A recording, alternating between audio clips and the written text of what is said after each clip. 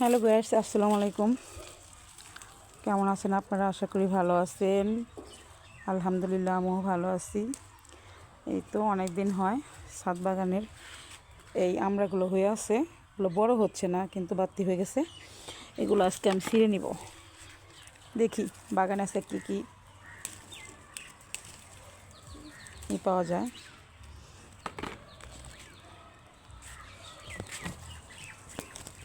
দেখেন এক জোপা, এটাও আজকে ছিঁড়ব।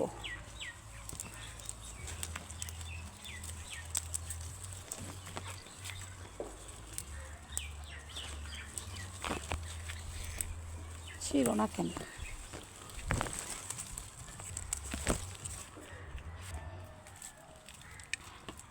তো এখন করলা ছিল, করলাগুলো বাড়তি হয়ে গেছে।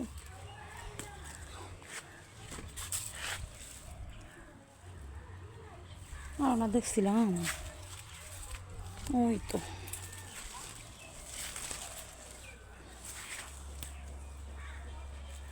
চারটা হইলেই হয়ে যাবে। একটা আলু মিক্স করব।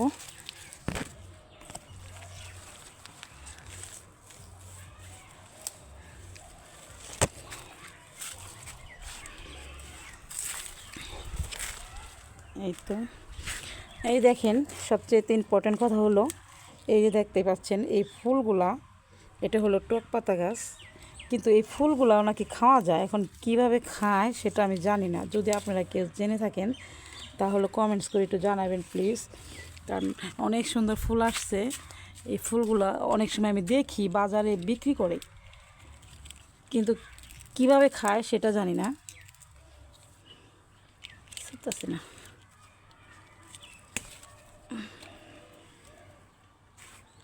এই তো আর অনেক হয়েছে, আর হইতেছে, হয়েছে।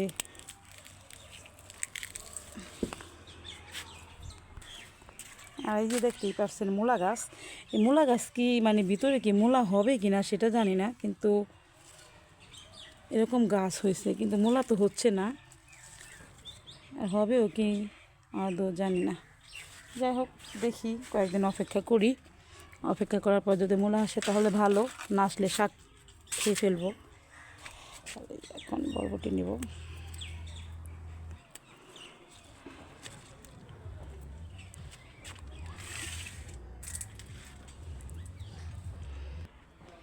ওই যে দেখেন লাউ, আমি লাউকে বেঁধে রাখছি, কারণ ভোমরা পোকা আছে। ওই ভোমরা পোকাগুলো লাউগুলো ছিদ্র করে, আর লাউ নষ্ট হয়ে যায়। অনেক লাউ নষ্ট হয়েছে, তার জন্য আমি ওইভাবে দিয়ে রাখছি।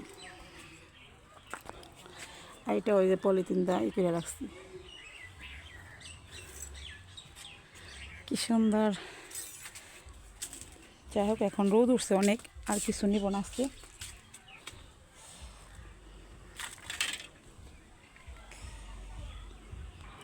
এই তো এই সবজিগুলো তুলে নিলাম ছাদ বাগান থেকে। আমি এখন এই মাটির চুলায় রান্না করব। আগে ছাদে রান্না করতাম 2-1 দিন, কিন্তু ছাদে অনেক রোদ, যার কারণে রান্না করা যায় না। মাটির চুলায় রান্না করব। এই দেখেন, আমি এই যে একটা পলটা আজকে কিনছি। এই মুরগি বসছে আর কি, বাচ্চা ফোটাইতে বসছে। এখনও বাচ্চা ফোটাই নাই। আগে আমি পলো কিনে নিয়ে আসছি।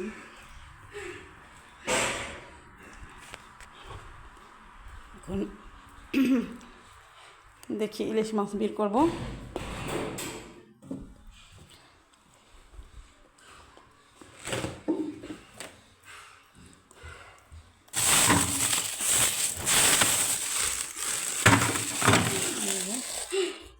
ইলিশ মাছ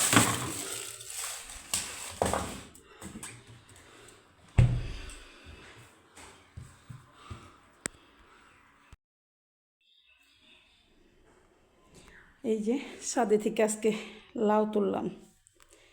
লাউটা বড় হইতো, কিন্তু এই দেখেন এখানে জানি কেমন হয়ে গেছে। আর এই পালং শাক আর লাল শাক মিক্স করে উঠাইলাম, চিংড়ি মাছ দিয়ে রান্না করব। কি সুন্দর। লাউটা অনেক বড় হইতো, কিন্তু এখানে যে পোকা ছিদ্র করে ফেলাইছে, পোকায় ছিদ্র করলে আর বড় হয় না। যাই হোক, সবাই মাশাল্লাহ বলবেন। এই তো আমি এখন দুধ জাল দেব।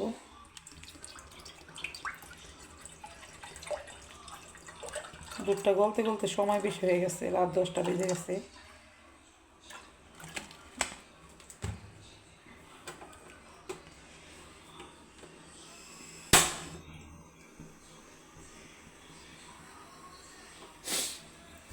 হয়তো থাক। এই দেখেন, এগুলো হলো মেথি আর কালো জিরা। এগুলো এখন আমি ধুয়ে তারপরে ভিজিয়ে রাখবো কালকে সকালে খাওয়ার জন্য।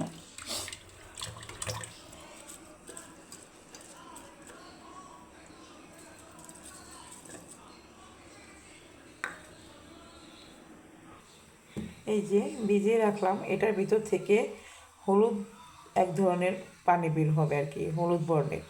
ওই পানিটা খেলে অনেক উপকার হয়। আর এই মেথিগুলা ভিজে একদম ফুলে যাবে। দেখা যাইতেছে এত কটা, মানে অল্প কয়টা, কিন্তু ফুলে অনেকগুলা হবে। সকালে ওই কটাই খাওয়া যাবে না এরকম। আর ওর সাথে আছে কালো জিরা, এটা গ্যাস্ট্রিকটা একটু কমায় এই কালো জিরাটা। যাই হোক, আমি ছোট্ট একটা ব্লগ দিলাম আপনাদের মাঝে। ভালো লাগলে লাইক কমেন্ট শেয়ার করে দিন। আর নয়, এ পর্যন্তই। ভালো থাকবেন সবাই। খুদা হাফেজ।